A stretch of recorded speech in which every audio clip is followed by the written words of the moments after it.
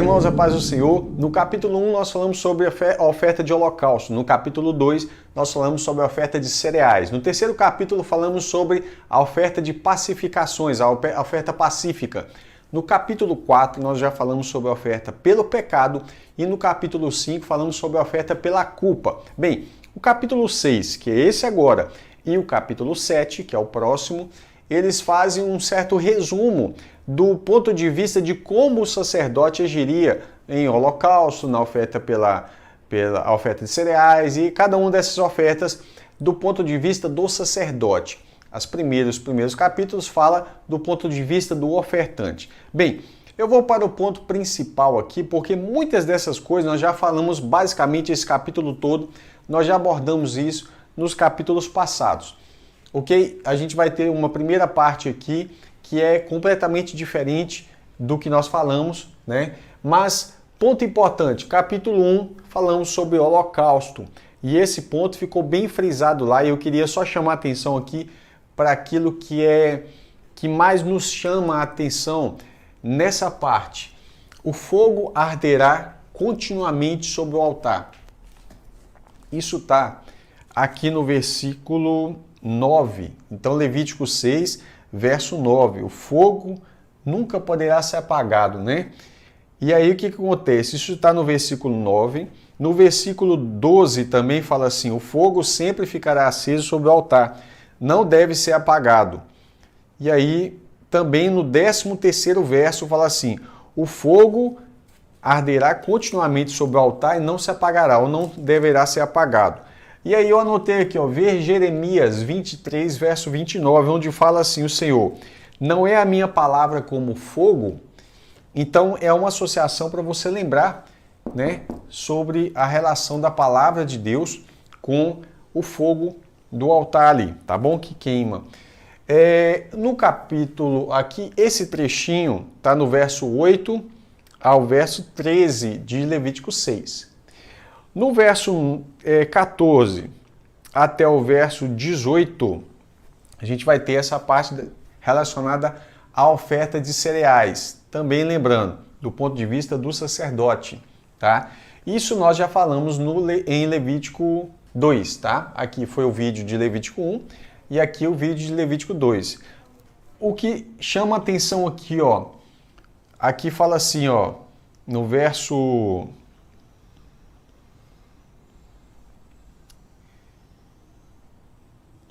18, no finalzinho: tudo que tocar nelas, nessas ofertas, será santo. Tudo que tocar nessa oferta, você já deve se lembrar qual era o procedimento em holocausto. No holocausto era totalmente queimado, a oferta era totalmente queimada, ninguém comia nada.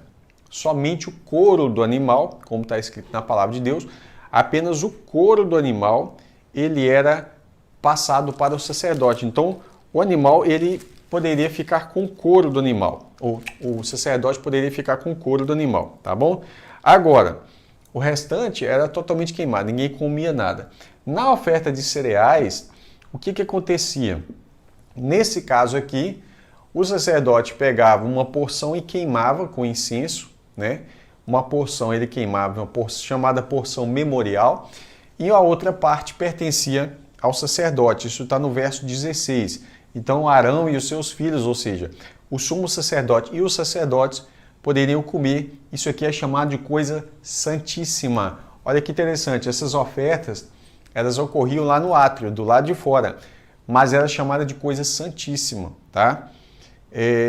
Agora nós temos um outro pedacinho que fala sobre a consagração dos sacerdotes, do verso 19 até o verso 23, tá? E aí o que acontece? O que chama a atenção da gente aqui, ó, toda oferta trazida por um sacerdote será totalmente queimada, independentemente de qual tipo de oferta que o sacerdote trouxer, tá? Para se ter ideia, ele trazia até a oferta de cereais, ela era totalmente queimada, como ocorria no caso do holocausto, tá? Por que ela era totalmente queimada? Se quem está trazendo a oferta é um sacerdote, então o sacerdote não come dessa oferta, tá bom? Então ela é totalmente queimada, não poderá ser comida. Então a oferta feita por um sacerdote não poderia ser comida, tá? Do verso 24, né, até o final, até o verso 30 que vai aqui, tá? Aí vai ter um detalhe aqui, alguns detalhes, né? Eu não coloquei tudo, ainda vou colocar mais um aqui para você anotar, que é o seguinte, ó, primeiro, na oferta pelo pecado, nós já falamos disso no vídeo de Levítico 4, vai falar o seguinte, que o animal, né, o animal que é oferta pelo pecado será morto no lugar onde são mortos os animais oferecidos em holocausto. Você vai lá em Levítico capítulo 1, verso 11, que fala sobre o holocausto, lembra que eu falei no capítulo 1? E aí você vai ver que os animais eles eram mortos pelo lado norte do altar. Então, né, na parte norte do altar, e expliquei também no vídeo passado no vídeo de Levítico 1, por que é que o animal era morto no lado norte do altar e não no lado sul, leste ou oeste, tá bom? Outra coisa que nos chama a atenção, que aqui fala também, tudo que tocar a carne dessa oferta aqui será santo, tá? Interessante isso acontecer, porque fala aqui também na oferta de cereais. Isso, eu até relatei o fato da mulher tocar na orla das vestes de Jesus, né? Porque todas essas ofertas apontam para Jesus. E aí eu falei sobre a cura que traria nas suas vestes. Somente os homens da linhagem sacerdotal poderão comer dessa carne, coisa santíssima é. Detalhe, aqui especificamente somente homens mesmo, né? Seriam os sacerdotes em serviço ali, né? Não é para todos os levitas, é os homens da linhagem sacerdotal, ou seja, é os homens da casa de Arão, não é todos os homens levitas, não é para todas as pessoas da linhagem sacerdotal, porque nesse caso aqui é só mesmo aqueles que estavam, somente os homens, não era, as mulheres não participavam, embora em outras ofertas você vai ver que as mulheres, as filhas, as esposas participavam juntos, tá bom? Nesse caso aqui é um caso específico da oferta pelo pecado, vai falar sobre isso aqui, tá? E aí a gente ainda vai ter mais um detalhezinho aqui, que é o seguinte, verso 30, porém não se comerá nenhuma oferta pelo pecado cujo sangue se traz à tenda do encontro, para fazer expiação no santuário. Essa terá que ser queimada no fogo. Então, essa aqui é só a única observação que eu esqueci de colocar aqui. Mas vamos para a parte diferente, né, disso aqui, que eu acho que é essencial para nós nos dias de hoje. É isso aqui, ó. Quando a pessoa cometia um pecado contra os bens do próximo, é contra o próximo, é lógico. Lembrando que a Bíblia ela não favorece em momento algum a ideia de você tomar de alguém. Ela favorece a ideia de você compartilhar, mas isso é um ato voluntário.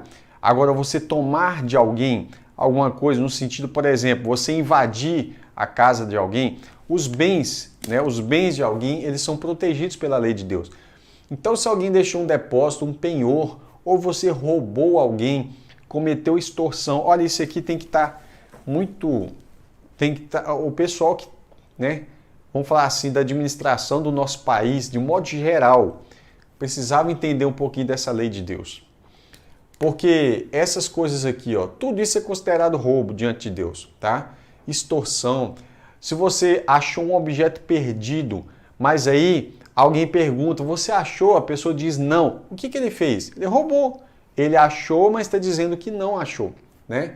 E aí, ó, tudo isso aqui é roubo, extorsão. O que é extorsão? É roubar alguém pela força da sua posição, né? Então, a extorsão, a pessoa deixou um penhor e você desviou aquilo ali, não quis, aqui vai falar assim, ó. Se uma pessoa pecar e cometer ofensa contra o Senhor, no segundo verso, negando ao seu próximo que ele lhe deu em depósito, ou como penhor, ou se roubar, ou se tiver usado de extorsão para com seu próximo, ou se tendo achado um objeto perdido, negar com falso juramento que o achou. Olha aí.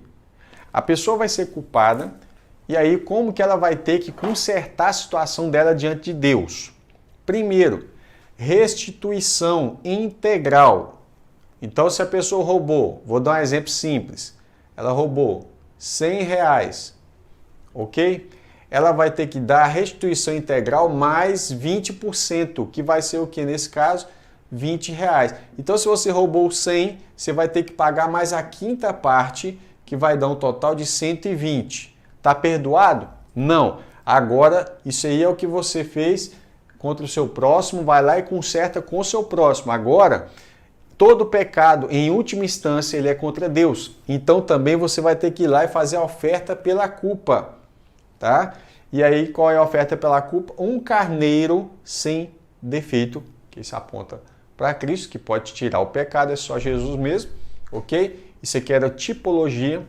E aí, lembra aí, ó, você, se hoje for aplicada essa lei, que era para ser aplicada essa lei, a pessoa nem só ficar preso não, e você ficar no prejuízo, porque hoje aconteceria isso, o ladrão te roubaria, você fica no prejuízo e ele fica preso lá, e pronto, não. Aqui, ó, o que a pessoa tem que entender? Além dele ter que restituir o prejuízo mais a quinta parte, ele ainda ficaria, para não ficar preso, é óbvio, né? Ele ainda tinha que consertar a situação dele diante de Deus, porque senão ele estaria sob maldição. É óbvio que ele não quer ficar, então ele vai ter que consertar isso aqui, né? Eu espero que você tenha gostado desse vídeo, eu vou deixar o quadro livre para você tirar um print e até o próximo, que é o capítulo 7. Até logo, se Deus quiser.